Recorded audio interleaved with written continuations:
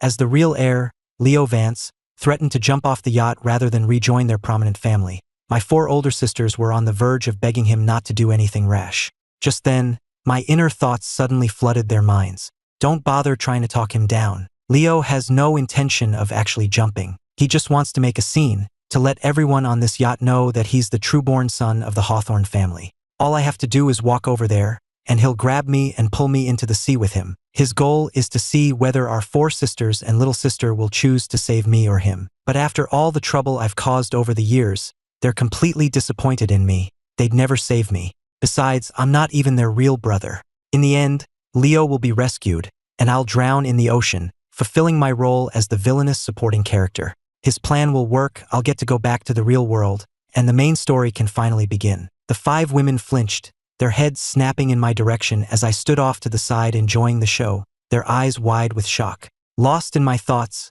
I started walking toward Leo, completely oblivious to their stares. 1 step, 2 steps. Just as I was about to reach him, a hand suddenly shot out and grabbed my wrist. Ethan, it's dangerous. Get back here.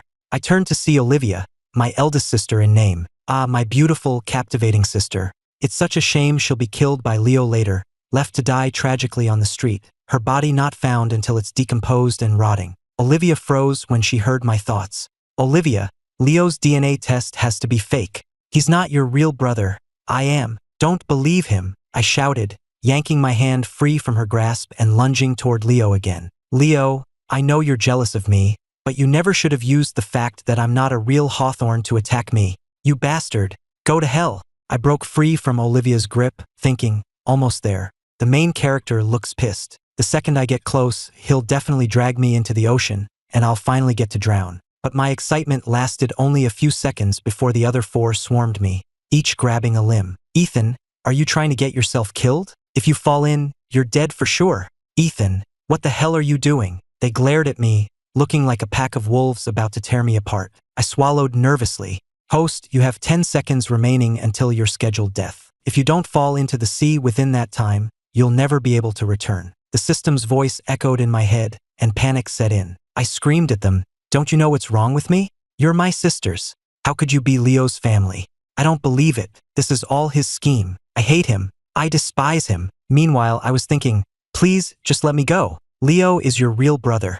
I'm just a disposable pawn who's supposed to die. Let go, I need to die. Using every last ounce of my strength, I finally broke free from their 4-person grip and sprinted toward Leo like my life depended on it. He couldn't react in time, and I tackled him, sending us both tumbling over the railing and into the sea. The moment we hit the water, the cold shock was followed by the sea flooding my ears and nose. The choking sensation made my head throb with pain. It was so much worse than I'd imagined. Son of a bitch, is drowning really this agonizing? Olivia was the first one to dive in after us, followed by Sophia, the second oldest, and then Isabella, the third. They plunged into the water one after another like they were lining up. Leo saw figures swimming toward him and felt a surge of joy. They really did care about him after all. But a second later, someone yelled, Sophia, Ethan's sinking. Instantly, the figures that had been swimming toward Leo abruptly changed course, diving deep into the water and heading for the darker depths. Leo stared in disbelief. He was their real brother, so why were they saving a complete stranger instead of him? The system's world departure countdown began in my head. 5, 4, 3. I relaxed my body, letting myself sink slowly toward the seabed, waiting for death to claim me. Suddenly, I felt a hand grab my waist, and a powerful force yanked me upward. The world spun, and the next thing I knew, someone was brutally and frantically pressing on my chest, making my ribs ache. Damn it, Ethan, if you dare to die, I'll tear you limb from limb. Who is that? So vicious. They want to dismember me even after I'm dead? I coughed violently, spitting out a lungful of water. When I opened my eyes, I was filled with joy. Grandpa, I'm back. Suddenly, 5 heads popped into view, staring intently at me. I immediately fell silent, my gaze shifting nervously. Didn't I die? My second sister, Sophia, let out a cold laugh, her hair still dripping with water. You're not dead. The moment I heard that, I shot to my feet to jump back in, but my third sister, Isabella, grabbed me in a bear hug and started dragging me away from the edge. I thrashed on the deck, screaming, Isabella, let me go. I want to go home. I'm taking you home right now. No, that's not what I mean. I have to die. There's no time left. Desperate to get home, I slammed my elbow into Isabella's shoulder with surprising force, making her yelp in pain. I seized the chance to break free and bolted for the railing, only to crash headfirst into Leo, who was struggling to pull himself back onto the yacht with a life ring. With a loud splash, he fell right back into the water. I was completely baffled. What the hell? Why isn't anyone saving the main character? I grabbed my fourth sister, Ava, who was standing closest and just watching, and flipped her over my shoulder into the sea. What are you gawking at? Save him. Ava reluctantly pulled Leo out of the water, and I breathed a sigh of relief. Okay, the main character is safe. Now it's my turn to die. With that thought, I leaped over the side. Before any of them could react, I was gone from the deck. But as soon as I jumped, an invisible force slammed me back onto the yacht. My head cracked against the deck, and everything went black. In my dream, I saw my parents, whom I hadn't seen in so long. We were all happily sitting around the dining table making pastries for Christmas. My grandpa even slipped me a card with some cash in it. We were laughing and talking. It was so warm and perfect. But soon, dark clouds gathered outside, thunder cracked, and the cozy scene turned terrifying as my mom, dad, and grandpa vanished. Dad, Mom, Grandpa. I shot up in bed, panting heavily. The room was familiar with its over-the-top, luxurious decor. This wasn't my bedroom from my own world. It was my room in the Hawthorne mansion. I'm not dead? My second sister Sophia's icy voice cut through the silence from beside me. I called in the best medical team in New York to save you. That's the only reason you're still alive. I turned my head and saw her sitting on the sofa, working on her laptop. I forced an awkward laugh. Sophia, since I'm not dead, has the part of the story where Leo gets officially accepted into the family started yet? Wait, is the plot really the most important thing right now? The point is I didn't die, which means I didn't get to go home. System, get out here. After what felt like an eternity, the system's voice finally chimed in weakly. Host, my sincerest apologies. The window for your return has closed. What do you mean? You're telling me I can't go back? I worked my ass off for you, diligently fixing the bugs in this world, and now you're telling me I'm stuck here? You've got to be kidding me. Host, it's not entirely impossible for you to return. The system's voice was quieter now, almost hesitant. Because you're still alive, the plot is being affected. The main character's family storyline can't develop, which means this world will continue to stray from its intended path. Spit it out. Fine, I'll go die right now. Before the system could finish its sentence, I scrambled out of bed, rushed to the window, and poised myself to jump. The system shrieked, Host, as long as you help the main characters complete their storyline, you can still go back. You don't have to die. Sophia tossed her laptop aside, rushed over, and yanked me back from the window, throwing me onto the bed. Ethan, who gave you permission to die? Sophia leaned over, pinning me firmly beneath her. Ethan, I don't care why you're trying to kill yourself, but you better knock it off right now. You think you can die without my permission? Not a chance. I was about to kick her off when her words left me stunned. Seriously, what is wrong with Sophia? What are these alpha female CEO lines? It's so cringy, and this position is way too weird. She's my sister.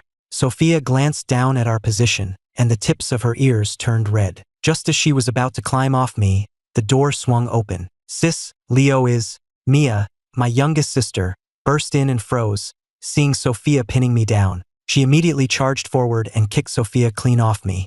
Damn it, Mia, are you insane? Sophia yelled. Mia ignored her completely, turning to me with a worried expression. Ethan, are you okay? I shook my head. I'm fine. Mia's sparkling eyes are like a kitten's. She's so adorable. If I didn't know the plot, I'd be completely fooled by her act. She's a total wolf in sheep's clothing. In public, she's this cheerful, innocent girl, but in reality, her combat skills are off the charts. At her young age, she's already the leader of the Hawthorne family's secret security force, with plenty of blood on her hands. But even a powerhouse like her is eventually set up by the female lead, Serafina, and dies in a terrorist attack. Leo even breaks up with Serafina over it, leading to some major drama.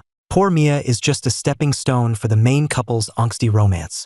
As I thought about this, my expression toward Mia softened with pity. Her own face, however, grew darker. Just as she was about to speak, Sophia walked over, clutching her bruised side, and stopped her. What were you saying about Leo when you came in? Sophia asked. Mia swallowed whatever she was about to say and turned to Sophia. Leo ran away from home. My eyes lit up at the news. Is the plot finally starting? Leo runs away and saves Serafina. Even though Serafina is the female lead, she's completely twisted. She acts purely for revenge, regardless of the consequences, and ends up torturing Leo until his life is ruined, yet he's still devoted to her. In the end, they even get together.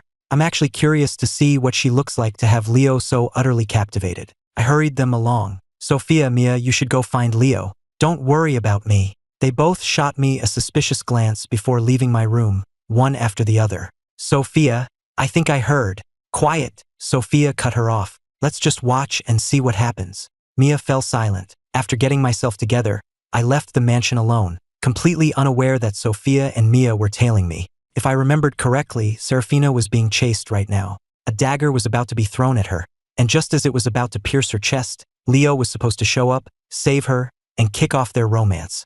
The scene was set to happen in a back alley in the Lower East Side. I took a cab there, and the moment I stepped out, a downpour started. I quickly opened the umbrella I was carrying. Good thing I knew it would be pouring when Leo and Serafina first met. I came prepared. Sophia and Mia, who had followed me without an umbrella, were instantly soaked to the bone. The storm's here. That means the female lead is about to be attacked. Leo will happen to pass by and save the day, and they'll fall for each other. I have to get a good spot to watch this classic, dramatic scene from the novel. Hey, you brat! Stop right there! A rough male voice yelled from behind me. A moment later, someone bumped into me, sending my umbrella flying. The man chasing her trampled it into a mangled wreck without a second thought. That was a $10,000 designer umbrella I swiped from Olivia's car, and they just crushed it. I was instantly drenched and freezing. I looked toward the source of the chaos, a young woman running at full speed, who then ducked into a nearby alley.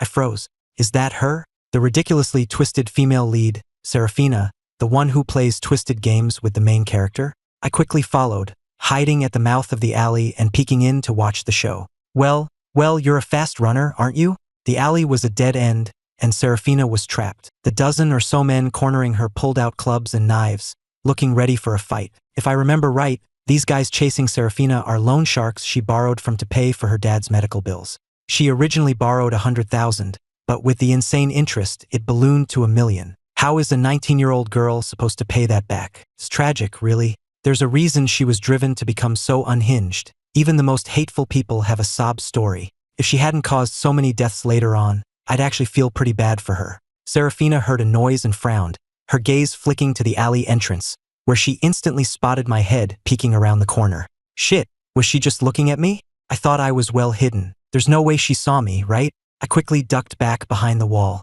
As I did, my eyes caught a glimpse of Leo not far away, helping an old man pack up his fruit stand in the rain. He was calmly picking up fallen oranges and placing them in the back of the man's cart. What is Leo doing? Your soulmate is right there, and you're picking up oranges? Now is not the time to be playing the kind, helpful protagonist. Follow the damn plot. Dude. Leo, of course, couldn't hear my thoughts. He just kept helping the old man, and eventually even pedaled the cart away for him. I watched, wide-eyed, as Leo's figure grew smaller and more blurred by the rain. What the hell? Leo, get back here. He couldn't hear me. He was completely out of earshot. The system's voice piped up weakly. Host, if the plot doesn't proceed as planned, you won't be able to return. I froze for a second, then steeled myself. I pulled a face mask from my pocket and put it on, leaving only my eyes visible. Everybody stop, I yelled, rushing into the alley. Just then, a dagger went flying through the air, aimed straight at Serafina. Cursing under my breath, I moved with surprising speed, covering the distance in a few steps and kicking the dagger away with a roundhouse kick. The sharp blade embedded itself deep in the brick wall. If that had hit Serafina, she'd be half dead at best. What are you, a ghost? One of the thugs asked, startled by my strange appearance. I'm your worst nightmare. You think you can just assault people in front of me? You think the law is a joke? The leader just laughed, trying to act tough. Boys, get him. They all rushed me at once. From the shadows, Mia was about to jump in and help, but Sophia held her back. Ethan's always been unusually strong. He can handle a few thugs. He doesn't need you. Sophia was right. I was freakishly strong. It was the one and only cheat ability the system gave me when I entered this world. I remember complaining about how useless it was at the time, but I quickly learned just how valuable it could be. The thugs came at me aggressively. Serafina's face was grim, and just as she was about to shove me forward to act as a shield, I met them head-on. I threw a left hook, then a right. My technique was a chaotic mess, but every punch landed with brutal force. In a matter of seconds, all of them were on the ground, groaning in pain. I was cackling internally, but my face remained a cold mask as I glanced at the men writhing on the ground. Well, are you going to get lost or not? They scrambled to their feet and practically fell over each other trying to get out of the alley. Thank you, I heard Serafina say as I turned around. I had been so focused on the fight that I hadn't gotten a good look at her. Now that the tension was gone, I finally took a moment to study her. Her skin was pale, making the bloody scratches on her face stand out. Her features were exquisite, and her dark eyes shone with a bright light, like stars trapped within them. A single beauty mark just below one eye gave her an alluring, almost hypnotic quality. Wow, don't let her age fool you. She's got an amazing figure. Time to comfort the homeless, troubled young woman. Gotta establish my character. Serafina stared at the young man before her, the corner of her mouth twitching. What on earth was he talking about? I looked up at her. You're welcome. My name is Leo Vance. It's nice to meet you. Serafina shook my hand politely, smiling as she nodded. Hello, I'm Serafina Frost. Such a shame. A girl this beautiful is actually a twisted psycho. She's into some dark stuff, like choking the main character and watching him beg for mercy with tears in his eyes. Better to keep my distance from her. Hearing my thoughts, Serafina's eyes flickered, and her grip on my hand tightened. Sophia, Mia, what are you two doing here? I'm not going back with you, so stop following me. I panicked when I heard that voice and quickly dropped Serafina's hand. Holy crap, why did Leo circle back? And why are Sophia and Mia here too? Miss, I just remembered I have something urgent to take care of, so I've got to go, I said, keeping my head down as I bolted for the alley entrance. I was pretending to be Leo after all. If Serafina found out I wasn't him, the whole plot would go off the rails. Please don't let them see me, I prayed internally. Suddenly, a hand grabbed my arm. Ethan, I turned to meet Mia's innocent-looking eyes. I tried to pull her hand off. You've got the wrong person. I'm not your brother. But Mia held on tight, her expression deadly serious. I would never mistake you. You're my brother. You're Ethan. Panicked, I glanced back into the alley. It was empty. Serafina was gone. I breathed a sigh of relief. Haha, I can't believe you recognized me. You've got a sharp eye, I said, trying to laugh it off as I removed my mask. Soaked from the rain, I probably looked like a drowned rat. Sophia walked over, her expression cold, and held an umbrella over my head. Ethan, how can you enjoy everything that should have been mine with such a clear conscience? Leo suddenly appeared and slapped the umbrella out of Sophia's hand. The cold rain poured down on me again, making me shiver. I'm the real Hawthorne's son. If it weren't for you, all this wealth, all this affection, it all would have been mine. Now that I'm back, are you still going to compete with me? Leo said, tears streaming down his face as he spoke. If he hadn't been holding an umbrella, you'd think his tears were part of the storm. I was speechless. When the author created Serafina, they must have maxed out her beauty and intelligence stats. But for Leo, they must have maxed out his stupidity and love-crazed foolishness. What a cliché, brain-dead character. It's infuriating. I wasn't about to fall for his victim act. I gave him no quarter. First of all, I was also switched at birth, which makes me a victim too. Second, you're the one who said you didn't want to come back to the Hawthorne family, that you didn't want to be a young master, that you just wanted to be Leo Vance. You're the one who ran away. Have some self-awareness, will you? You want to have your cake and eat it too, demanding respect while also wanting the wealth. Every word out of your mouth reeks of manipulative bullshit. It's nauseating. Leo's face fell at my words. He looked at Sophia, his eyes filled with hurt. Sophia. He said her name with such cloying intimacy that it gave Sophia goosebumps. On one hand, there was me, the brother she'd known for almost 20 years. On the other, her actual biological brother. It was a difficult choice for her. Both of you, stop it. Let's just go home. Mason Croft's birthday party is tonight, and we promised we'd be there. Mason's birthday. I remember at the party, Leo drinks a drugged cocktail and almost sleeps with Serafina's aunt, Chloe Sterling. Chloe is a major power player in New York City. Sophia's breath caught in her throat, and her expression soured. I asked with concern, Sophia, what's wrong? She shook her head. Nothing. We're running late. Let's go. She then turned to Leo, who had started to follow us. You shouldn't come. Leo was confused. Why not? You didn't grow up in this world, Sophia explained. You don't know the rules or the etiquette. It wouldn't be appropriate for you to attend an event like this. She said it casually, but Leo took it personally, as if she were calling him unpresentable. He shot me a look that could kill. I'm the innocent one here. Wasn't Leo supposed to become the family's cherished favorite after I died? This doesn't look like it at all. Back at the Hawthorne mansion, I was halfway through a hot shower when someone knocked on the door. It was Olivia. Here's the suit for you to wear to the party later, she said, holding up a black suit that was both understated and luxurious. This isn't my style at all. Olivia raised an eyebrow. You don't like it? I can have them send over another one. She started to pull out her phone. I stopped her hand and took the suit. No, I love it. It's Mason's birthday party. He's the star of the show. It's better if I wear something more low-key. Olivia put her phone away. All right, I'll wait for you downstairs. Come down when you're ready, and we'll head out together. While I was putting on my socks, my third sister, Isabella, showed up with a watch for me. Then my fourth sister, Ava, came by with a dress shirt. This is weird. Why are they being so attentive today? Shouldn't they be giving all this stuff to Leo? In the study next door, the sisters exchanged glances. Well, did you guys hear anything? Olivia asked, sitting on the sofa with her arms crossed, her expression grave. I heard it. It sounded like Ethan's thoughts, Mia said, breaking the silence. None of the 5 women looked pleased. I didn't hear much, but based on Ethan's strange behavior and what he said about the main character's plot, it seems somewhat credible, Sophia said, recounting the day's events. A collective gasp went through the room. That lines up. Ethan also said that I'm going to be set up by that female lead, Serafina, and die in a terrorist attack, Mia added, blinking. I heard it too, Olivia said, her brow furrowed. He said I would be killed by Leo, left to die on the street. Isabella voiced her skepticism. This is just his side of the story. Maybe Ethan knows he's not our real brother and is just trying to turn us against each other. Ava agreed. Isabella's right, it's a possibility.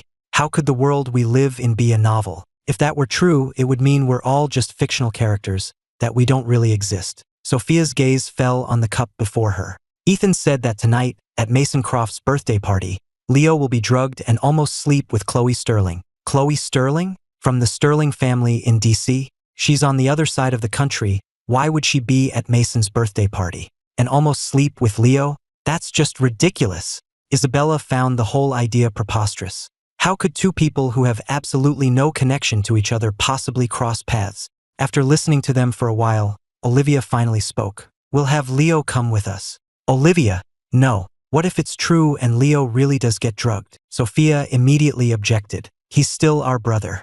Even if we didn't grow up with him, we can't let someone take advantage of him like that. If we want to find out if Ethan's thoughts are real, this is the only way, Olivia stated, her tone leaving no room for argument. Leo has to go. When I arrived at the entrance to the ballroom, I immediately spotted Leo, looking elegant in a white suit. He smiled and waved me over. Olivia said I could come along. I don't know how to do my own styling, so Sophia had one of her company's celebrity makeup artists help me out. Ava gave me the suit, and Isabella gave me this watch.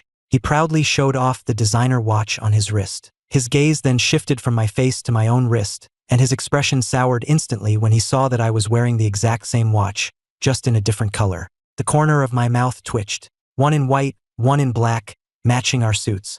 At a glance, anyone who didn't know better would think we were a pair of close brothers. I glanced at my sisters standing nearby and complained internally. You'd think for people born into high society, they'd have some sense of style. Then again, the gifts they've given me my whole life have been things like limited edition RC cars, action figures, and Lego sets. Not exactly the height of aesthetic taste. The 4 style-challenged sisters felt a critical hit. The Croft family was in real estate, and for the party, they had booked out a massive ballroom in the Hamptons, inviting every rich and powerful person of note from New York City. It was Leo's first time at a party like this, and he seemed lost, sticking close to the sisters. That is, until he spotted Mason Croft and walked over to him. Leo seems to know Mason pretty well, Ava remarked, watching the 2 of them laughing together. I took a sip of my champagne and thought to myself, of course they do. To make money, besides working as a temp housekeeper for the Hawthorns, Leo also tutored Mason's 10-year-old brother. They got along pretty well. In fact, it was Leo who gave Mason the idea to drug the drink. At that thought, my gaze fell on Ava with a hint of pity. Originally, that drug drink was meant for her. Mason had been pursuing Ava for a while and kept getting rejected, so Leo gave him a terrible idea, forced the issue. Who would have thought that by some twist of fate, Leo would end up drinking it himself? I have to admit, the plot is pretty damn twisted. A cold sweat broke out on Ava's back when she heard this. The other sisters couldn't hold back their laughter. Isabella put a hand on Ava's shoulder, a wide grin spreading across her face. So, the drug was meant for you, huh? At that, they all burst into even louder laughter. I looked at them, confused. What's so funny? Olivia shook her head, trying to suppress her smile. It's nothing. From across the room, Mason approached, holding 2 glasses of wine. He was wearing a blue suit and had a smile on his face as he offered a glass to Ava.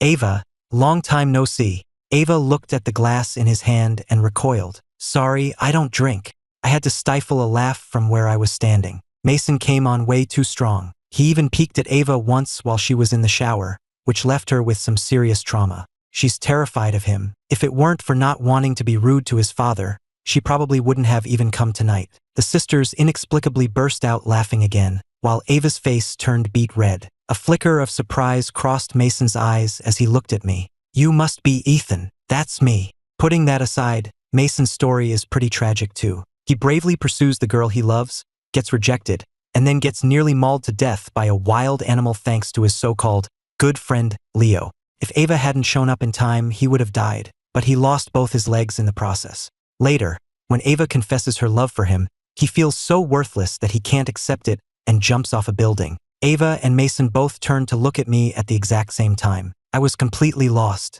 What's going on? Is there something on my face? A waiter passed by, and Mason instinctively placed the glass of wine on the tray. I hear you're quite the pianist, Mr. Hawthorne. I wonder if I might have the honor of hearing you play. Of course, I replied, and walked directly to the grand piano in the corner.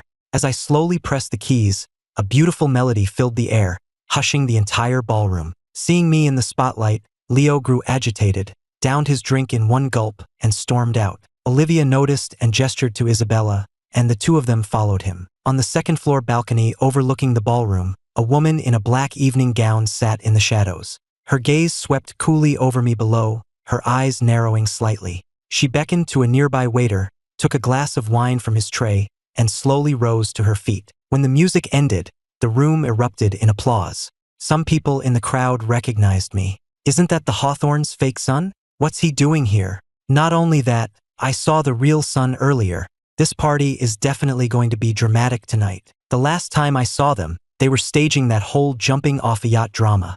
As I watched the audience applaud, I felt a secret thrill. After all these years of practicing piano as the fake son, I wonder if I'll be a piano virtuoso when I get back to the real world. Maybe I won't have to work that dead-end job anymore. I was fantasizing about a future of worldwide concert tours as I stepped down from the stage, and in my distraction, I twisted my ankle. Just as I was about to fall, Mia shot forward and caught me.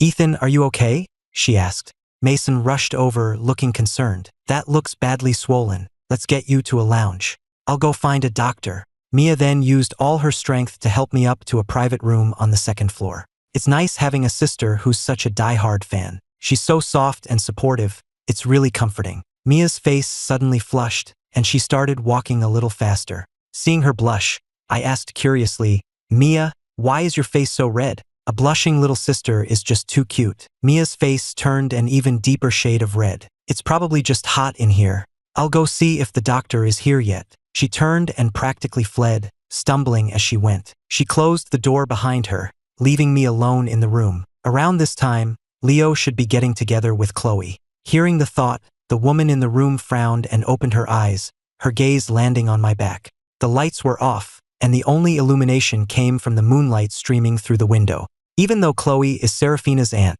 she's the one who suffers the most tragic fate. To test if Serafina still loves him, Leo agrees to marry Chloe, which makes Serafina hate her aunt with a burning passion. After Serafina takes over the family's power, she locks Chloe in a basement and tortures her day and night, refusing to let her die. It's an absolutely brutal end. Suddenly, a hand clamped down on my shoulder from behind and yanked me downward. I stumbled backward, falling onto a bed and looking up into a pair of deep, intense eyes. Startled, I grabbed the woman's shoulders and flipped her over me, slamming her hard onto the floor. The woman landed hard on her back, the impact so jarring it brought tears to her eyes.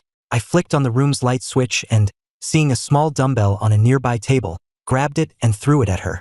Luckily, she reacted in time and dodged it. I stared at the woman warily. Who the hell are you? Why are you in here? She frowned, her brow furrowed. I should be asking you the same thing. Didn't you see the private sign on the door? I was speechless. Mia had been the one to bring me in here, and I hadn't noticed any sign. Realizing I was in the wrong, I lowered my head and tried to figure out how to escape this mess. Everyone at this party is rich and powerful. This woman has her own private lounge, so she must be a big deal. Even though I'm still technically a Hawthorne, I'm just the fake son. If I piss off someone important, the family definitely won't back me up. Looks like I'll have to get myself out of this one. My eyes darted around as my mind raced. Actually, I'm part of the cleaning staff here, I said. I was just checking to see if you needed anything, ma'am. The woman looked me up and down, her eyes filled with suspicion. I wasn't aware the cleaning staff wore designer suits. Is that the new uniform, or just your boss's new kink? I said in a low voice,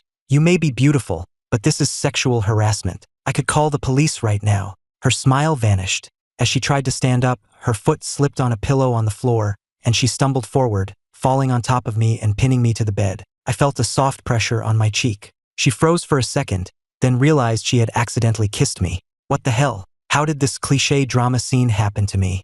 Get off me, you creep. Before I could push her off, the woman scrambled up on her own. But from that brief contact, she could already feel a change in her body. A feverish heat was spreading from within, and she began to tremble. I quickly tried to get up and leave, but she grabbed me and pinned me against the wall in a very compromising position. I saw that her face was flushed, her breathing was ragged, and the way she was looking at me was definitely not normal. My eyes widened as a thought struck me. Holy shit, did she drink the cocktail Mason had drugged? Wasn't Leo supposed to be the one who drank that by mistake? Ma'am, you need to calm down. Just then, we heard footsteps approaching outside. Afraid of being discovered, the woman quickly reached over and locked the door. Oh my God, I've been single for over 20 years. I can't lose my innocence like this. Even though she's gorgeous, I'm not that kind of guy. I was so flustered that I completely forgot I was a man and could have easily pushed her away. The woman was doing her best to fight it, to suppress the fire raging inside her. I don't know if it was some kind of sibling telepathy, but just then, Mia kicked the door clean off its hinges from the outside. I stared, completely dumbfounded. Holy Mother of God, Mia's destructive power is on par with a small explosive charge. Mia was at my side in an instant, grabbing my shoulders and looking me over. Ethan, are you okay? Who was bothering you? I pointed, but the room was now empty. Damn, she's fast. Mia and I rushed to the open window and looked down just in time to see a black Maybach speeding off into the night. Mia quickly snapped a photo of the license plate with her phone and sent it to someone to run a check. She stared after the car as it disappeared into the darkness, her eyes glinting ominously. The driver kept glancing at the woman in the back through the rearview mirror. Miss Sterling, are you all right? Chloe rested her head against the cool glass of the window. I'm fine. Don't worry about me. Just take me back to the hotel. If she hadn't been so quick, she would have been caught. Chloe stumbled back to her hotel room and went straight for the bathroom, where she took a long, cold shower to quell the feverish heat that was still coursing through her. Once her head had cleared a bit, she picked up her phone and made a call. The woman on the other end of the line teased, Miss Sterling, shouldn't you be out in the Hamptons looking for Mr. Wright? What gives you the time to call me? Chloe turned off the shower, her eyes dark. Cut the crap and run a background check on someone for me. At that, the person on the other end got even more excited. Did you really find him? You're Mr. Wright, Chloe snapped. Enough with the nonsense. Ethan Hawthorne of the Hawthorne family. I want his complete file in 30 minutes. The doctor rubbed some liniment on my badly swollen ankle, and the pain made my face contort. Mr. Hawthorne, remember to ice this when you get home to reduce the swelling. It's best if you stay off it for the next couple of days, or it will only get worse. The doctor had barely finished speaking when Mia wheeled a wheelchair into the room. It's okay, Ethan. From now on, I'll push you wherever you need to go. I looked at her dead serious expression, and my mouth twitched. Mia, I just sprained my ankle. I'm not disabled. I don't need a wheelchair. But Mia wouldn't hear of it. No, you're staying in this wheelchair until your foot is completely healed. I sighed, looking at her helplessly. My sister is great in every way, except she's a little too obsessive. Once she sets her mind to something, she never backs down. She's so good to me, it almost makes me not want to leave this world. Mia's eyes flickered. Then don't go, she said softly. Her words caught me off guard, and I stared at her for a moment, stunned. It's nothing. The dance is about to start. I'll take you down, Mia said, lowering her head as she pushed my wheelchair toward the elevator. The high society guests we passed looked at me with pity, clearly thinking I was a young man with a permanent disability. Their stares made me uncomfortable. I looked up at Mia. Why is it just you? Where are the others? Olivia and Isabella had to take care of something, and Sophia is in a meeting with the Lockwood Corporation. As for Ava, her gaze drifted toward the dance floor. I followed her gaze to the center of the dance floor, where a handsome couple was dancing. The man was smiling warmly, but the woman looked reluctant. It was Ava and Mason. I watched them with great interest. Don't be fooled by Ava's reluctance now. Later on, she becomes completely crazy for love. A loud crash snapped me out of my thoughts. I looked toward the sound and saw a slender woman go flying, kicked by my sister Isabella, and land in a heap in the middle of the dance floor. Seeing this, Ava instinctively moved to shield Mason. Mason froze for a second, his gaze landing on Ava's profile, a hint of a smile in his eyes. You dare hit me? Do you have any idea who my mother is? She's the chairwoman of the Lockwood Corporation, and I'm her daughter. You hit me, and I'll have my mother destroy you. I'll make sure you can never work in this city again. I'll have you thrown in jail for the rest of your life. Isabella cracked her neck from side to side. Ruin my life forever? I'd like to see the Lockwood family try. The words were barely out of her mouth when a hand slapped her across the face. You insolent girl, are you trying to start a war? Mr. Lockwood's face was beet red with fury, his bloodshot eyes glaring at his reckless, foul-mouthed youngest daughter. Seeing her father, the young woman forgot all about the stinging pain in her cheek and pointed at Isabella, screaming, Dad, you have to get her back for me. She hit me. No one's ever hit me like that before, except you. I want her reputation destroyed. Mr. Lockwood glanced at Isabella, then, furious, slapped his daughter across her other cheek. Are you drunk? Open your eyes and look who you're talking to. That's Isabella Hawthorne, the third daughter of the Hawthorne family. If she hits you, you take it. What more is there to say? With that, he shoved his daughter aside and walked toward Isabella, a forced, apologetic smile on his face. Miss Hawthorne, please, be the bigger person. My wife has spoiled our youngest daughter rotten. She's reckless and has offended you. I sincerely apologize. Is an apology supposed to be enough? Olivia's voice cut in as she emerged, supporting a very frail-looking Leo, who was leaning heavily on her shoulder. Perhaps you'd like to hear exactly how your daughter provoked my sister.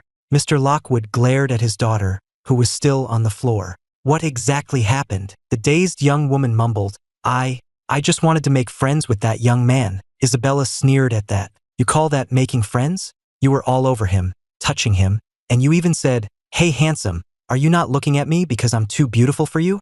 Isabella's imitation was spot on. The scene was supposed to be tense, but I couldn't help but laugh, as expected of a Hollywood actress. She can turn on the drama at a moment's notice. Isabella's mouth twitched slightly at my thought, and she turned her glare back to the woman on the floor. If I hadn't gotten there when I did, who knows what else you would have tried to do? Is what Miss Hawthorne said true? Mr. Lockwood demanded, kicking his daughter lightly.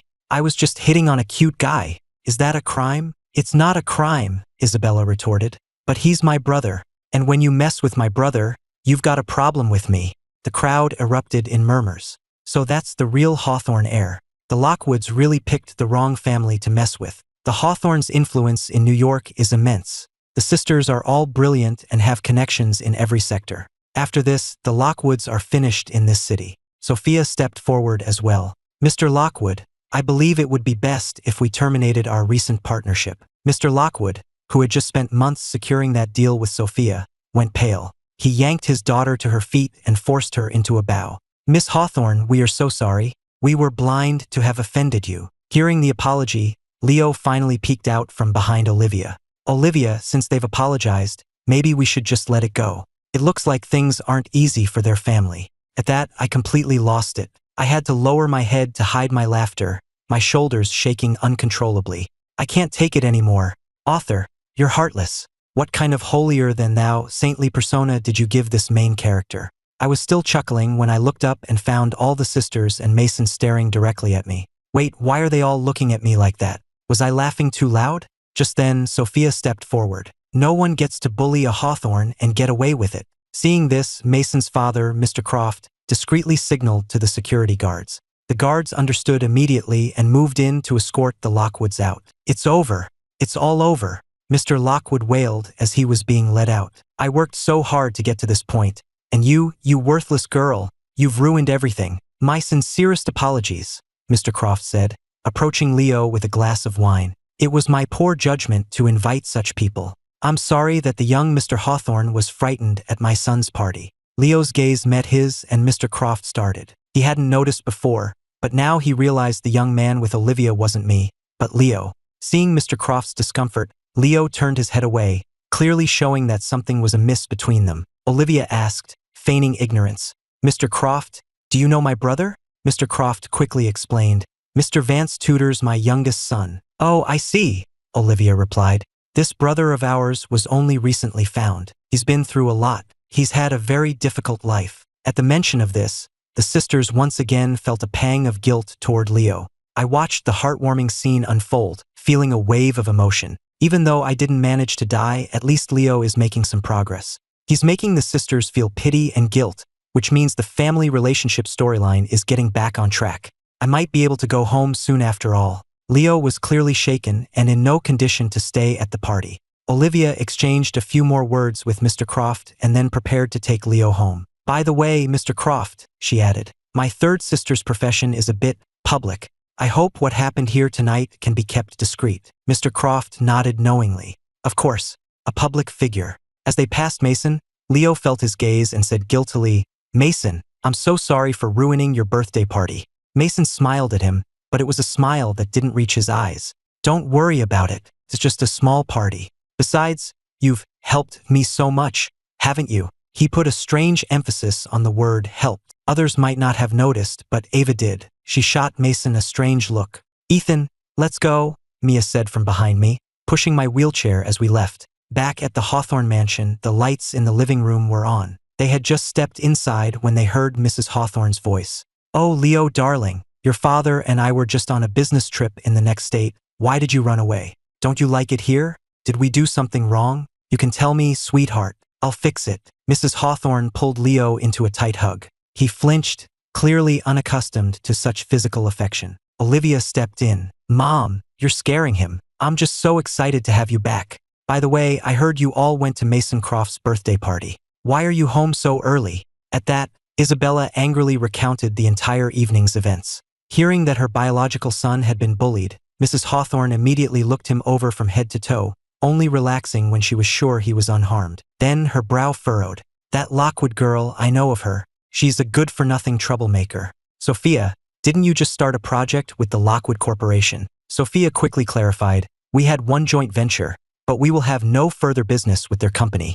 Good, Mrs. Hawthorne said firmly. Scum like that don't deserve success. I'll make a few calls. The Lockwood's time in New York is over. Well, let's not stand here talking in the doorway. Come in, come in. I cooked a huge dinner myself tonight, Mrs. Hawthorne said, happily pulling Leo further into the house.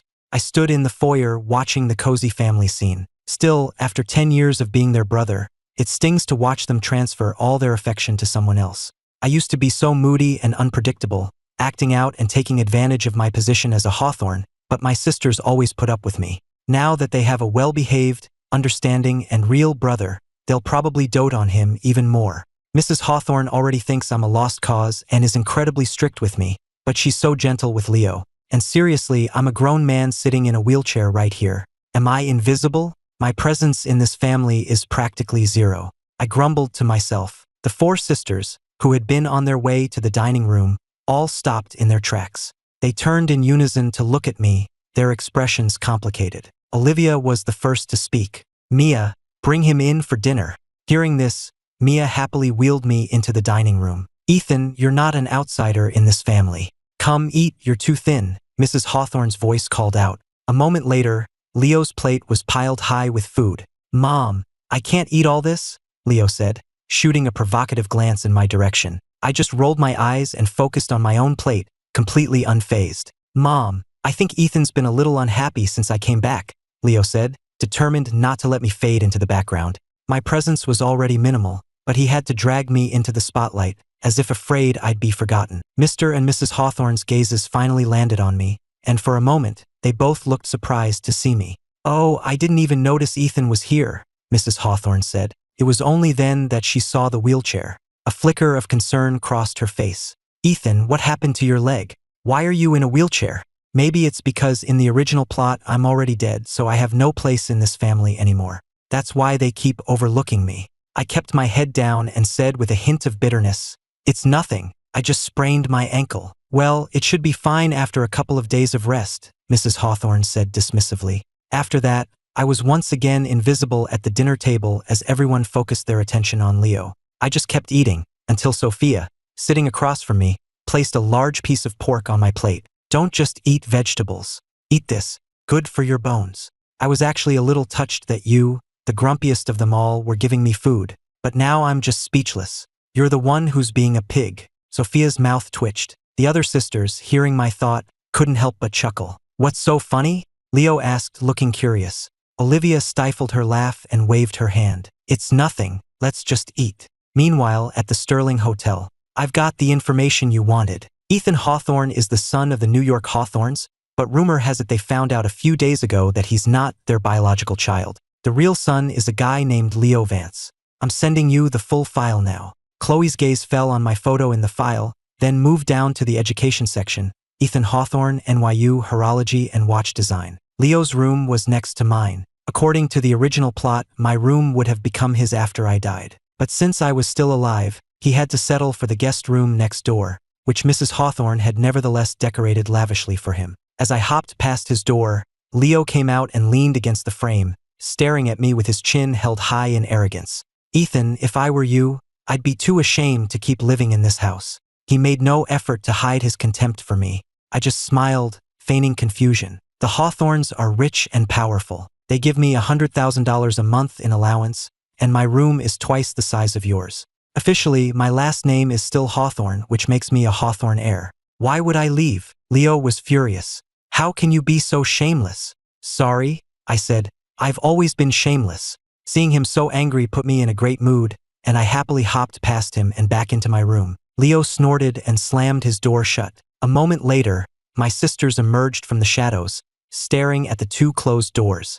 You know, besides being a bit spoiled, Ethan isn't a bad person at heart, Ava said, a hint of pity in her voice. Are we neglecting him too much because of Leo? Don't forget how Ethan used to bully Leo, Isabella retorted. Sophia agreed. Leo is our real brother. He suffered so much out there. We should be good to him. Ethan has lived a life of luxury in our home. He knows we've been good to him. There's no reason for us to feel guilty. But Ethan craves our affection too, Mia interjected, not wanting to see me hurt. And don't forget, his thoughts mentioned that Leo will be the cause of our family's ruin and our deaths. Olivia and I followed Leo, and we never saw Chloe Sterling. In fact, that Lockwood girl almost assaulted him. That proves Ethan's thoughts can't be trusted, Isabella argued. Still, she added, a small smile playing on her lips, having two brothers isn't necessarily a bad thing. I felt sick from being out in the rain, so after a quick wash, I collapsed into bed and fell asleep. I woke up in the middle of the night, my body aching all over. I wanted to get up and take my temperature, but I didn't have the strength, so I just lay there, stiff and miserable until morning. My head was throbbing and foggy. Seeing the daylight outside, I groggily managed to get up and find a thermometer. 103.2 degrees. A high fever. It must have been from the rain yesterday. I changed my clothes and limped downstairs. The only person there was the housekeeper. Good morning, young master. Would you like some breakfast? Even though I was the fake son, I still lived here, so the staff didn't dare disrespect me. No, thank you. Where is everyone? I asked casually. The housekeeper cleared her throat and said pointedly, the master and madam have taken young Mr. Vance to have his birth certificate officially amended. I paused in the middle of putting on my shoes. They're moving fast. The housekeeper seemed surprised by my calm reaction. She was probably expecting me to throw a fit like I used to whenever things didn't go my way. Well, I'm the fake son now. I don't have the right to be arrogant anymore. Working in a wealthy household, she was perceptive enough to know that I had fallen from grace. So, when I headed out the door, she didn't even ask where I was going. I took a cab to Mount Sinai Hospital. After an examination, the doctor prescribed some medication and put me on an 4-drip. I was so out of it from the fever that I barely felt the needle go in. I leaned against the wall, my eyes half closed, when I suddenly heard someone nearby yelp in pain. The voice sounded familiar. I opened my eyes and saw that the door to the room across the hall was ajar. Through the opening, I could see Chloe Sterling's beautiful, worried face, her brow furrowed in distress. My eyes shot open. The pervert. I don't know if it was just my imagination, but I think she heard me, because her eyes immediately flicked in my direction. Quickly looked down. She can't see me. The nurse came out after giving Chloe her shot, muttering to herself, I don't know why she's so scared of a little needle. The young man across the hall didn't even flinch. I didn't dare look up, afraid of the awkwardness if she recognized me. Suddenly, a pair of polished, expensive-looking high heels stopped in front of me. Mr. Janitor, Chloe's amused voice said from above me. We meet again. I knew she'd recognize me. I forced an awkward smile. What a coincidence, ma'am. You're sick too. She's not sick. She's worried about the side effects of that drug drink. Why else would someone with a fear of needles be getting a shot? Still, it's a hell of a coincidence running into her here. Yes, she said, sitting down next to me and fixing me with a playful, teasing stare. You assaulted me last night. I'm seriously injured. I didn't dare to say anything, and the atmosphere grew tense. The silence was broken when a nurse called out, Chloe Sterling, your prescription is ready. Remember to take it on schedule. Hearing the name, I froze for a second, then a realization hit me, and I whipped my head around to look at the woman beside me. She's Chloe Sterling? The woman from last night was Chloe? But then Leo wasn't with her. How did the plot go off track again? This is a complete mess. System, get out here. What the hell is going on? I looked calm on the outside, but inside, I was starting to panic. Chloe raised an eyebrow. A system? This kid has a system? The system responded to my call. Host, the very fact that you're still alive means the plot has deviated. That's why I'm telling you to work hard to push the main character's development forward and get the story back on track. Time is short and the mission is critical. I believe in you, host. And with that, the system went silent again, ignoring my frantic calls. Damn it, I cursed internally, only to find myself meeting Chloe's gaze. I wasn't calling you damn it, I quickly explained. Chloe is the second biggest psycho in this story, right after Serafina. To claw her way to the top of her family's empire, she did some terrible things, including orchestrating the car accident that left her own sister paralyzed and bedridden. She took over the family business in her early 20s. Her methods are ruthless. If I get on her bad side, I'm finished. Chloe's gaze on me was filled with a strange mix of curiosity and longing. It sent a shiver down my spine. Why are you staring at me? No reason. Just admiring how handsome you are, she said. Seeing my fear seemed to amuse her, and a small smile played on her lips. She's calling me handsome? Don't tell me she's fallen for me at first sight. As if I'd uncovered some terrible secret, I scooted a few feet away from her. The smile on Chloe's face froze. We sat in silence for what felt like an eternity until my bag was finally empty. The second the nurse removed the needle, I shot up, ready to get away from this whole situation. Chloe stood up and followed me. Murder! The doctor is a murderer! Someone screamed, and a crowd quickly formed. I was about to walk around it, but then I caught a glimpse of my eldest sister, Olivia, in the middle of the commotion. A man was grabbing her arm and screaming in her face. This is the doctor who killed my wife. It was her. I want you to pay with your life. Sir, please calm down, another doctor next to Olivia said, trying to pull the man's hand off her arm. We're on our way to an emergency surgery right now. If you have a problem, you can discuss it after Dr. Hawthorne is out of the operating room. This only seemed to enrage the man further. I don't care. I want an explanation right now. I brought my wife all the way to New York for this surgery, and she died on your table. How am I supposed to go on? You're a murderer. He glared at Olivia and raised his fist to strike her. Olivia could have dodged that, but she just stood there and took the punch. Blood trickled from the corner of her mouth, but she didn't even make a sound. Seeing the scene unfold, I quickly scanned my memory for this part of the plot. I remember now. This man's wife had severe heart failure.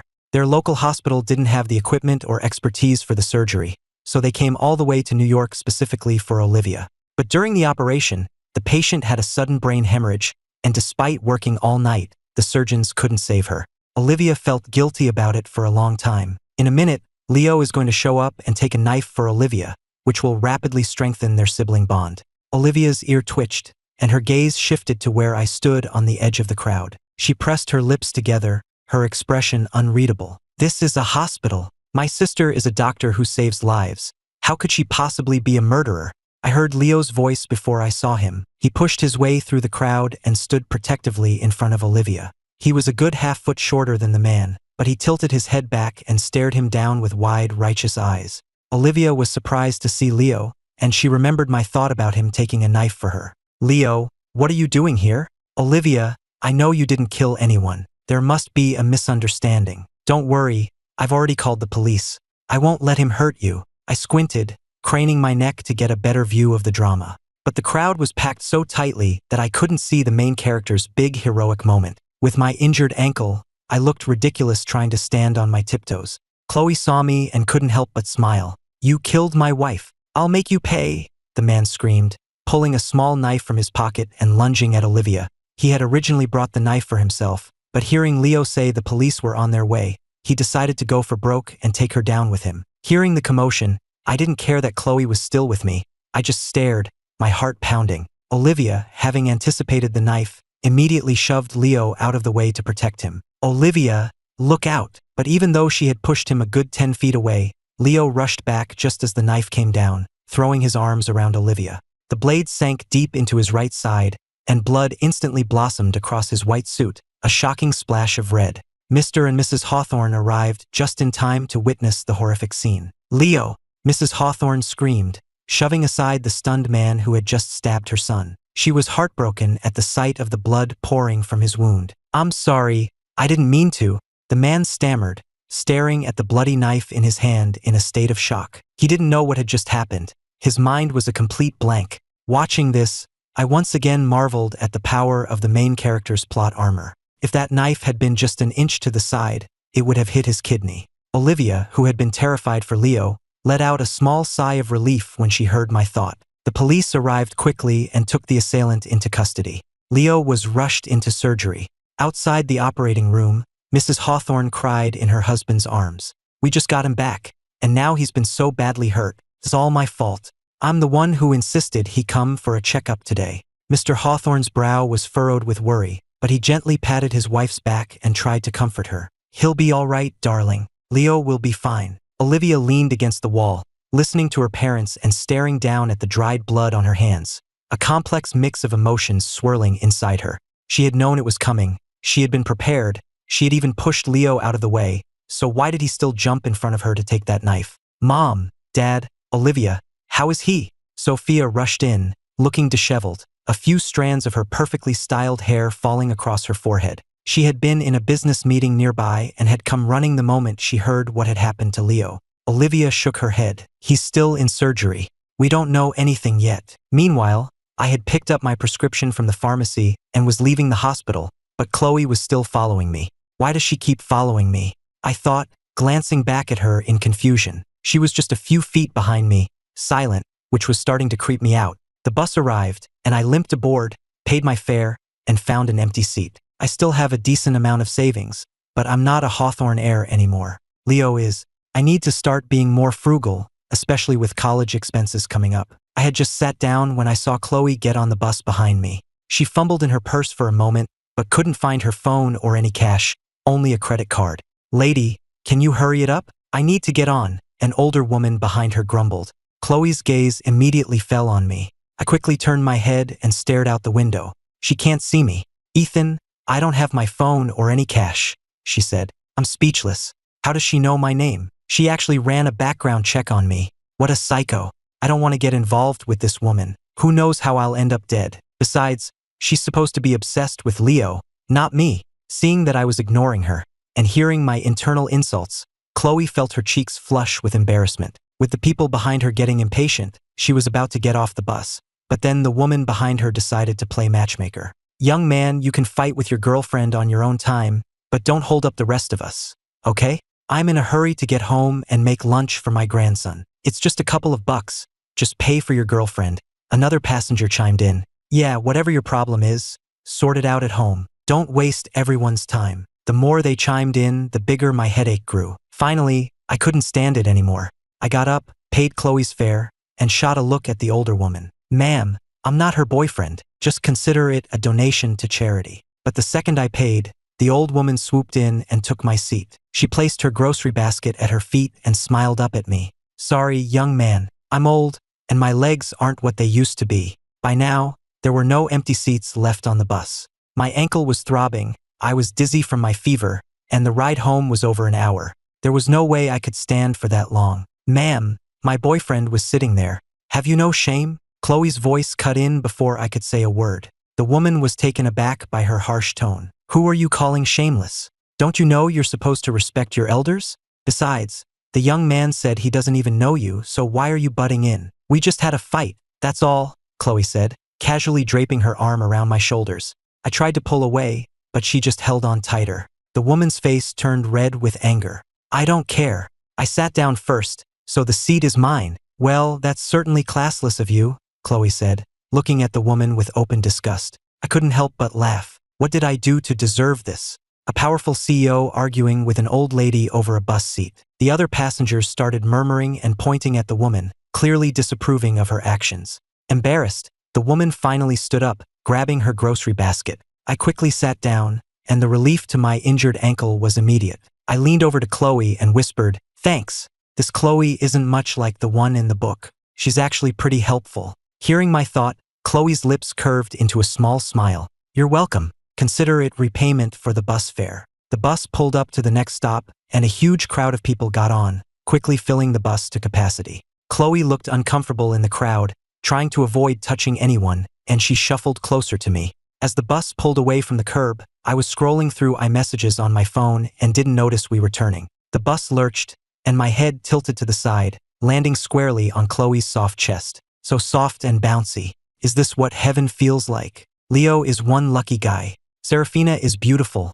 sure, but she's missing something. A powerful, intelligent, and dominant woman like Chloe is way more exciting. I bet she's amazing in bed. If I were the main character, I'd choose Chloe, hands down. She had followed me all this way to hear what I knew about her supposedly tragic fate, but she never expected to hear such explicit thoughts. The shot had brought my fever down, but I was still dizzy, and a few minutes later, I fell asleep leaning against the window. Chloe looked down at me, her gaze falling on my phone screen, which was still lit up, open to a job search app. When I woke up later, Chloe was gone. My stop was approaching, so I didn't think much about when she had left.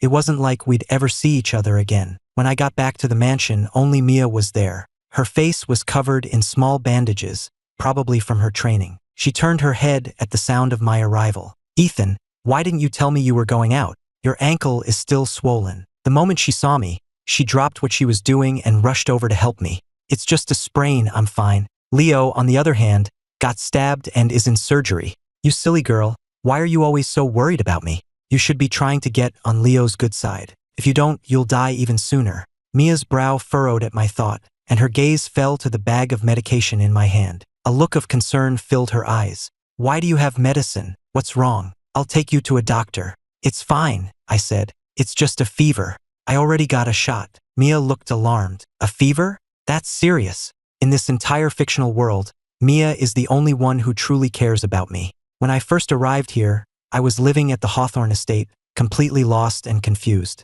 All I wanted was to go home, so one night, I ran off into the mountains behind the estate. The Hawthorns are so powerful because they have their hands in everything, and that mountain is where they secretly train their elite security force. Mia grew up there. That day, she was being hazed by some of the other trainees and was on the verge of death. I was the one who saved her, and that's why she's been so fiercely loyal to me ever since. Mia, on the other hand, looked guilt-ridden. "Why didn't you tell me?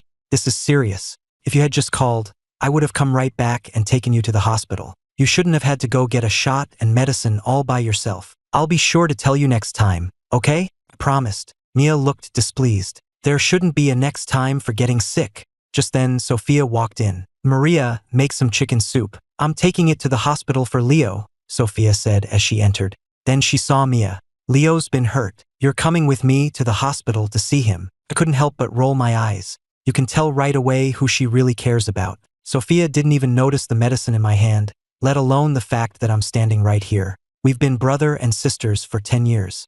Even if we weren't that close, I genuinely thought of them as my family. Sophia stopped in her tracks, her gaze landing awkwardly on my face. "Why do you have medicine? Are you sick?" I was taken aback for a second, then replied sarcastically, "I was bored out of my mind, so I thought I'd take some medicine to spice things up." I had just finished my medicine when Sophia and Mia decided to drag me along with them to the hospital. "I don't need to be there this early for my next shot," I protested. "We're taking you to see Leo," Sophia said as she drove. "He's badly hurt. You should be there." "Who am I to him? His injury has nothing to do with me." Sophia's mouth twitched. "If you want to keep living in this house, you should know that you need to get along with Leo. If he's willing to forgive you for how you treated him before, you two could be like real brothers. The Hawthorne family can certainly afford to support you." "I couldn't care less," I muttered. Sophia fell silent, her good intentions clearly unappreciated. Leo's surgery went well. The knife hadn't hit his kidney, and the wound wasn't too deep. He just needed a few stitches. The doctor said he'd be fully recovered after a month of rest. Mrs. Hawthorne breathed a sigh of relief, looking at Leo with a pained expression. My poor baby. You've suffered so much. It's okay, Mom, Leo said, his face pale as he forced a weak smile. Olivia is a doctor. She has to save lives. If she had been the one to get hurt, how many patients would have been affected? It was worth it. You're such a good boy, Mrs. Hawthorne said, her heart aching. By the way, the doctor said you can have some chicken soup. You must be hungry. She then looked at me. Ethan, bring the soup over here. I walked over with the thermos of soup and unscrewed the lid for him. I was about to set it on the table when Leo suddenly reached for it. As he took it, his hand trembled, and the hot soup spilled all over my hand. A second later, Leo played the victim, his face a mask of hurt. Ethan, I know you don't like me, but you didn't have to pour the soup all over my blanket on purpose. Mrs. Hawthorne frowned at me, about to scold me, when Mia rushed over and grabbed my reddened hand. Ethan, does it hurt? It's fine, I said, exasperated. This guy is such a manipulative jerk. He's the one who insisted on grabbing it, and now my hand is killing me. Mia looked at me with concern and pulled me toward the sink to run my hand under cold water. I'll go get a doctor. Sophia also went to find a doctor. Leo had clearly intended to use this to make the sisters hate me, but he hadn't expected them all to be so concerned. He couldn't help but look at me with a flash of jealousy. He's the real Hawthorne son, their real brother. Why am I the one they're all doting on? The doctor came in quickly to check my hand. It's not a serious burn. You rinsed it in time. Just apply some of this ointment, and it will be fine. What a run of bad luck. A fever and now a burn. It's like this world really doesn't want a dead man walking around. I grumbled to myself, then glanced back at Leo in his hospital bed. Speaking of this hospital incident, Olivia is deeply affected by it. While she's alone on the roof, contemplating her life, she's supposed to meet her one true love. Around now, she should be up there, talking a suicidal young man off the ledge and saving him. That guy is her first love in this novel, but it's a shame he dies so tragically. Their story is really heartbreaking. Olivia has always been completely dedicated to her career. She's almost 30 and has never been in a serious relationship. I thought she'd sworn off love, but it turns out she does find someone. As I headed for the rooftop, Isabella and Mia followed me. Leo watched the three of us leave, a bitter feeling in his heart. Mom, he said quietly, I don't think my sisters like me very much. Mrs. Hawthorne stroked his head. How could that be, sweetheart? You're so well-behaved and understanding. Of course your sisters will love you. Leo didn't say anything, just stared at the doorway, his eyes welling up with tears. Mrs. Hawthorne was sharp and immediately understood what he was thinking. Don't you worry, she said firmly. Now that you're back, you are the only son of the Hawthorne family. I was completely oblivious to the fact that Sophia and Mia were now following me as well. I got to the rooftop and peeked out the door, immediately spotting Olivia in her white lab coat. She was standing near the edge, talking to a red-haired young man in a white shirt. The young man was sitting on the ledge, looking like he might jump at any second. He's only 22, so young to have a heart condition. He could have been a star athlete, but he had to give up running because of his acquired heart disease. Olivia was in the middle of trying to talk the young man down when she suddenly heard my voice. She glanced over her shoulder, and I quickly ducked back behind the door. That was close. She almost saw me. Olivia's mouth twitched. I've already been discovered. Knowing that the young man's despair was due to his heart condition gave her an idea of how to get him down. Sir, she said, her voice gentle, I'm the head of cardiac surgery at this hospital, so I know a lot about heart conditions. You must have just been diagnosed, right? Can I see your chart? Heart disease isn't a death sentence. You're so young, and you haven't even tried treatment yet. Why would you give up so easily? The young man looked at her timidly, clutching his medical chart. I don't have money for treatment. Money isn't the issue, Olivia said calmly. You can start a GoFundMe. I can even help you write it to get people to donate for your treatment. Just come down from there, and we can talk about it in detail. Olivia held out her hand to him. She was beautiful, with a kind and gentle face that was instantly trustworthy. The young man glanced down at the street far below, and the height made his legs tremble. He looked back at Olivia and decided to trust her. Just as he was about to move, his phone started ringing. He glanced at the screen, and all the color drained from his face. The phone continued to ring, demanding to be answered. When he answered, the sound of clacking tiles came through the speaker, followed by a woman's nonchalant voice. I heard from your coach you won some prize money at your last meet, a few $1,000s. I'm in the middle of a poker game and I'm out of cash. Wire some over to me. I raise. The young man's eyes stung with tears. Mom, I don't have any money. What do you mean you don't have any money? Where did that prize money go? I asked your coach, you just got it yesterday. Liam, I'm warning you, don't you dare waste that money on expensive sneakers like your friends do. You'd be better off giving it to me. I could win big with it. The sound of the game continued on the other end of the line, and Liam felt his chest tighten, his heart constricting with a sharp pain. I spent the money at the hospital on tests. I didn't buy any shoes. There was a pause on the other end, followed by an angry tirade. What kind of tests cost that much money? A few $1,000s? You've been scammed. Tell me which hospital it was.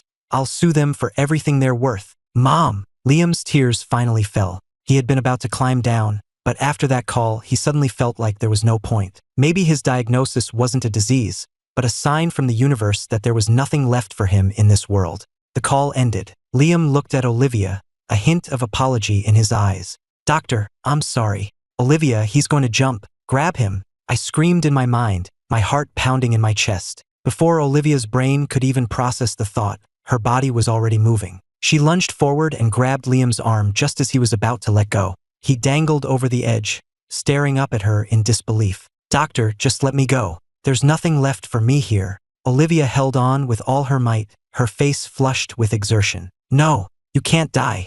I need you to live. She was a prodigy, a brilliant surgeon who had become the head of cardiac surgery at Mount Sinai at the young age of 28. She had a perfect surgical record, had been born into wealth, and had never wanted for anything. Her path in medicine had been smooth and successful. She had never known failure. But 2 days ago, when a patient had a brain hemorrhage on her operating table and died despite her best efforts, she had felt, for the first time, how powerless she was in the face of death. She realized that skill alone was not enough to defy fate. Faced with the family's accusations and anger, she had felt a crushing sense of defeat and had begun to question if she was on the right path. But now, seeing Liam about to fall, her first instinct was to save him. She couldn't bear to watch someone die in front of her. As a doctor, she had to fight for every life, no matter how slim the chance. Don't move. I'll pull you up, Olivia grunted, using every ounce of her strength to haul Liam back onto the roof. When he was safely back on solid ground, she finally let out a breath she hadn't realized she was holding. The feeling of solid ground beneath his feet felt unreal to Liam. Ever since his parents' divorce, neither of them had wanted him, seeing him as a burden. His mother was obsessed with her poker games, and his father had a new wife. He was the one they had thrown away. Even on his track team, he was never on the coach's list of starters. This was the first time anyone had ever fought so hard to save him. Liam looked at Olivia, and his eyes began to sting. Olivia was rubbing her aching wrist and was about to say something to Liam when he suddenly pulled her into a hug. It was the first time a man had ever hugged her like that, and she froze, completely stunned. My ship is hugging. This is the good stuff. I was so excited I almost jumped for joy. Mia also peeked out, snapped a picture, and sent it to the family's iMessage group. Olivia's phone was on silent, so she had no idea the group chat was exploding. All she knew was that my internal screaming was incredibly loud. Sir, how long do you plan on hugging me? At her words, Liam immediately let go, his face turning a deep shade of crimson. I'm sorry. I just wanted to thank you. Thank you for saving me. As a doctor, Olivia was used to being thanked. But after the incident with the angry husband and the feeling of being distrusted, this heartfelt gratitude felt different, more complicated. I think anyone in my position would have done the same. Having seen enough of the drama, I quickly headed down from the roof. Mr. Hawthorne. I was on my way to find a nurse to restart my 4 when someone called my name from behind. I turned around. Mason Croft? What was he doing here? I looked at him, dressed in a leather jacket and holding a motorcycle helmet, and my eyes practically turned into stars. Oh my God, this guy is so cool. I remember now, Mason is a professional race car driver. He's cool, he's handsome, he's a champion. What is wrong with Ava that she doesn't see how amazing he is? Mason, who had been in a foul mood from his own injuries, suddenly felt a surge of secret pleasure at hearing my internal praise. Ever since his birthday party, he'd had a strange feeling that he could hear my thoughts, but he'd brushed it off as a drunken illusion. But now, seeing me again and hearing the voice so clearly, his curiosity was piqued. He casually lifted his arm, revealing a nasty scrape, blood and dirt caked together in a painful-looking mess. I winced. That looks like it hurts. You should get that cleaned up. As I thought this, I also pulled out my phone and snapped a picture. Mason looked at me, confused. Why are you taking a picture? To show my sister Ava, I said. I shipped this couple, so of course I have to do my part to make their love story happen. I looked down at my phone and sent the picture directly to Ava. She was in the middle of gossiping about Olivia in the sisters group chat when my message popped up. She frowned and immediately started a FaceTime call. The second the call connected, Ava asked, "Are you hurt?" I shook my head. "It's not me, it's Mason." I then immediately flipped the camera to show him. Mason was caught off guard by the sudden camera in his face. Ava audibly held her breath, her eyes wide with panic. "How did you get hurt?" A clear smile played on Mason's lips. "Just a small motorcycle accident." "An accident?" Ava's voice rose. "You were in an accident and you're smiling? Ethan, take him to get checked out right now. Did he hit his head?" And with that, she abruptly ended the call. Why am I so flustered at the sight of Mason? Ava thought, shaking her head to clear the strange feelings. It's all Ethan's fault. If I hadn't heard all that stuff from his thoughts, I wouldn't be acting like this. Seeing the call abruptly end, I shrugged. "See, Mason? My sister is very concerned about you. Some people hang up fast but text even faster." While I was getting my foredrip, Ava spammed me with a series of worried emojis. I texted back, "Don't worry, Ava. Mason's fine. It's just a scrape on his hand. The nurse already cleaned it up." She replied, trying to act casual. "Oh, I was just testing out some new emojis I saved from the group chat." "Yeah, right. So stubborn." I thought to myself. When I looked up from my phone, Mason was walking out, his hand bandaged. I stared at him for a second, a sense of déjà vu washing over me. Why does this scene feel so familiar? Mason raised a suspicious eyebrow at me. My mind raced and then it hit me. I remember now. Mason's father, Mr. Croft, is here with his mistress for her prenatal checkup, and Mason almost catches them. The mistress is getting tired of being a secret and wants her child to be legitimate, so she starts scheming to break up Mason's parents. His father is cheating, and his mistress is pregnant. Hearing this, Mason didn't care whether it was true or not. He was ready to storm out and find the cheating couple. Who does this woman think she is, being a mistress? According to the original plot, Mason was only supposed to almost see his father and the mistress, not actually learn about her existence. After all the previous plot deviations, I was afraid this would be another one, so as Mason started to walk away, I quickly called out to him. "Mason, I've only got one more four-bag to go. Wait for me to finish and I'll leave with you." Hearing this, Mason turned and gave me a look. "It's better if I go with him. That way, he can hear my thoughts and find out who the other woman is." As Mason and I walked toward the hospital entrance, the sense of dread he had just shaken off came rushing back the moment he saw his father. Holy crap, it's Mr. Croft and his mistress. Mr. Croft was at the hospital entrance, helping the heavily pregnant woman into a car. She had one foot in the car already but turned back to give him a long, lingering kiss that made my stomach turn. The girl looks like she's in her early 20s, around the same age as Mason. Mr. Croft is almost 50, and he's dating someone his son's age. He has no shame, and that woman must be desperate. Hearing my thoughts, Mason's brow furrowed. He had never imagined his father would cheat on his mother, especially not with a girl his own age. Mason's eyes started to drift in their direction, but before he could get a clear look, I grabbed his arm. "Mason, I just remembered, Leo is in the hospital here.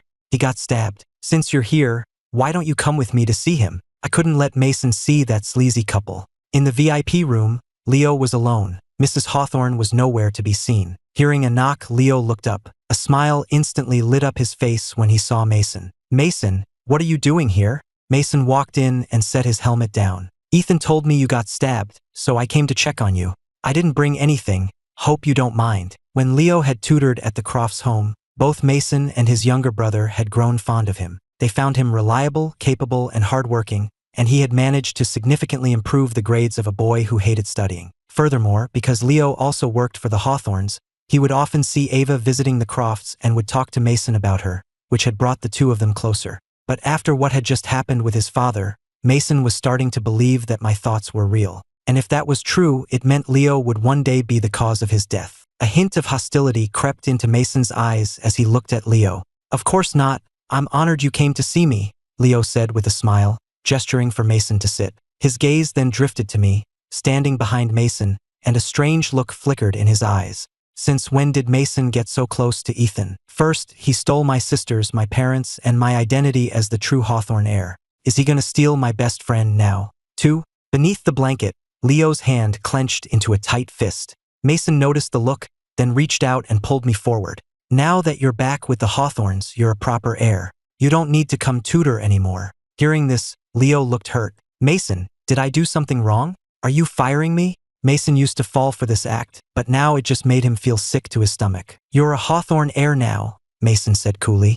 The Hawthornes are much wealthier than the Crofts. I imagine you're not interested in a low-paying tutoring job anymore. Tears welled up in Leo's eyes. It's not about the money. I can do it for free. Your brother's grades have finally started to improve. If I stop now, what if they drop again? He talks as if the kid can't learn without him. Don't get so full of yourself. Anyone can be a tutor. Who do you think you are? I was always number 1 in our school, and you were always number 2. Tutoring a grade schooler doesn't make you some kind of genius. I grumbled internally. A small smile played on Mason's lips. I remember Sophia mentioning that you were top of your class all through school. Ethan, why don't you tutor my brother instead? I was stunned. I could feel Leo's gaze on me, sharp as a knife. Well, it's getting late. We should go. You get some rest, Mason said. Before Leo could respond, Mason was already pulling me out of the room. We hadn't taken 2 steps before we heard shouting from nearby. What treatment? We don't have money for treatment. Let's go. You're coming home with me. Liam's mother had somehow found her way to the hospital and was now trying to drag him away by force. Mom, I'll die if I don't get treatment, Liam pleaded, refusing to move and looking back at Olivia for help. Olivia stepped forward, gently removing the woman's hand from her son's arm. Ma'am, Liam has a serious heart condition. If he isn't hospitalized for treatment, his life could be in danger at any moment. The woman just snorted. I recognize you. You're the doctor who killed that patient in surgery. It's all over the news. You're a quack. My Liam can't have a heart condition. He's been healthy his whole life. With that, she tried to get around Olivia to grab Liam again. Let's go. We're going home. But Olivia blocked her path, and she couldn't get anywhere near her son. I'm warning you, this is between me and my son. Stay out of it. Olivia kept Liam behind her. His condition was diagnosed after a full battery of tests. It's not something we made up. If you continue to cause a disturbance, I will call security. Go ahead, call them. Even if Liam is sick, I don't have money to pay for it. If you try to force us to pay, that's fraud, and I'll be the one calling the police on you. Liam's mother was defiant, showing no fear. The onlookers were whispering and pointing, and Liam's heart ached with shame. He leaned close to Olivia and whispered, Dr. Hawthorne, I should just go with my mom. She's right. We don't have the money for this. As he started to step out from behind Olivia, someone suddenly pushed him back. It was me. Ma'am, do you have any common sense? Paying for medical treatment is how the world works. Doctors get paid for their skills. How is that fraud? And another thing, when my sister saves a life, why don't I see everyone posting on Twitter calling her a miracle worker?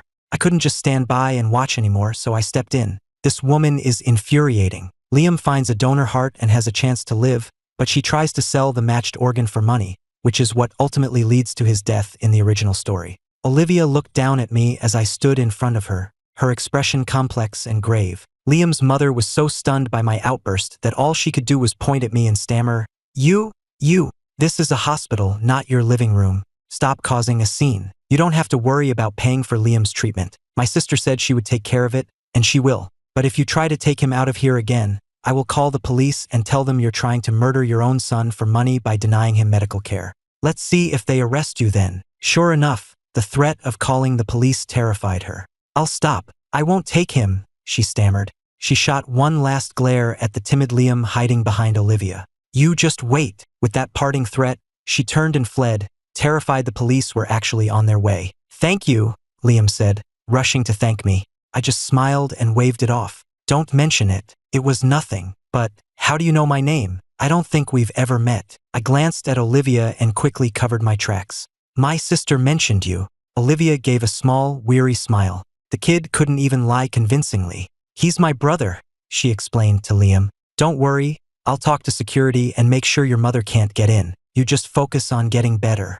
We'll find a donor heart for you, and then we can schedule the surgery. Liam's eyes crinkled at the corners, and his smile lit up his whole face. Thank you, Dr. Hawthorne. I watched them, my heart filled with a strange warmth. They made such a good couple. Miss Hawthorne, Mason said, walking over and greeting Olivia. She glanced at him. Ava isn't here. I'm not looking for Ava.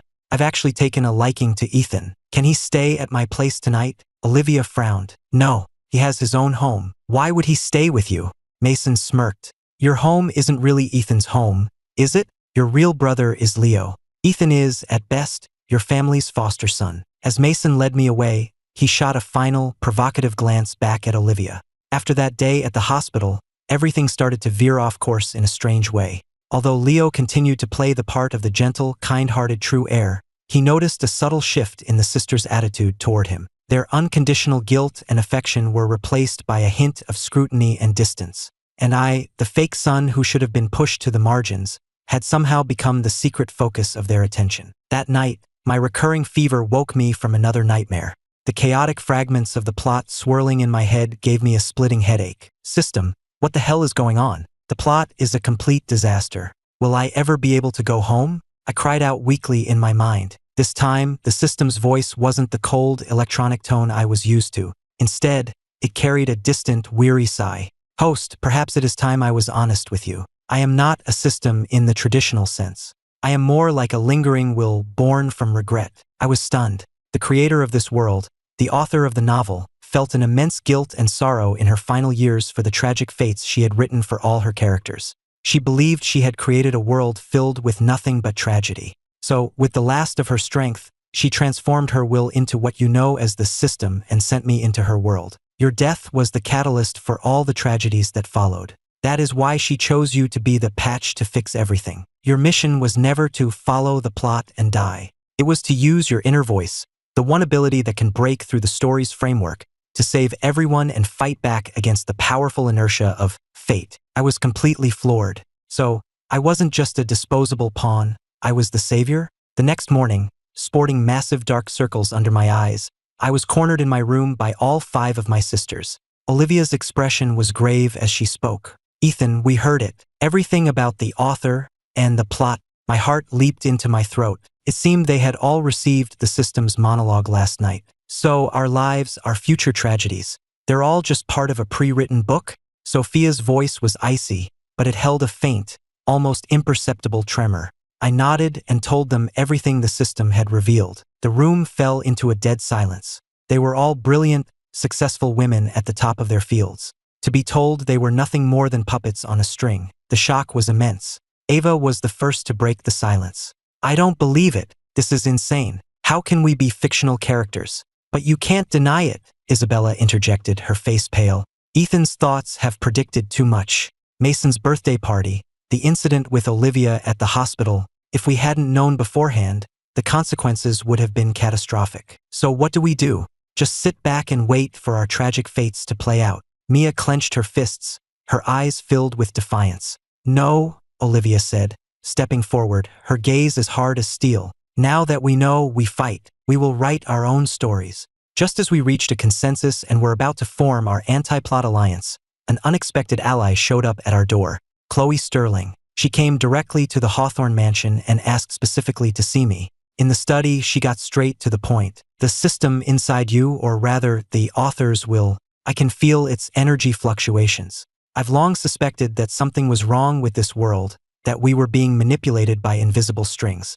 Now I'm certain. It turned out that Chloe, through the sheer force of her own will, had been the first person in the story to begin breaking free from the plot's control. She had been searching for a way to shatter the narrative completely, and my arrival had given her hope. Our alliance was officially formed, and with her intellect and resources, Chloe became our strategist. Our first target was Leo. The sisters stopped distancing themselves from him. Instead, they began to interact with him with patience and guidance. When he would start to fall back into his manipulative habits, Olivia would calmly say, Leo, I know that's not what you really think. It's the plot forcing you to act this way. You have the choice not to be controlled by it. At first, Leo was confused and resistant, but gradually, after being reminded again and again, the struggle in his eyes became more apparent. He began to fight back against the script's control, refusing to say the manipulative lines and refusing to carry out the schemes designed to harm me. Finally, one rainy night, he came to us, completely broken down.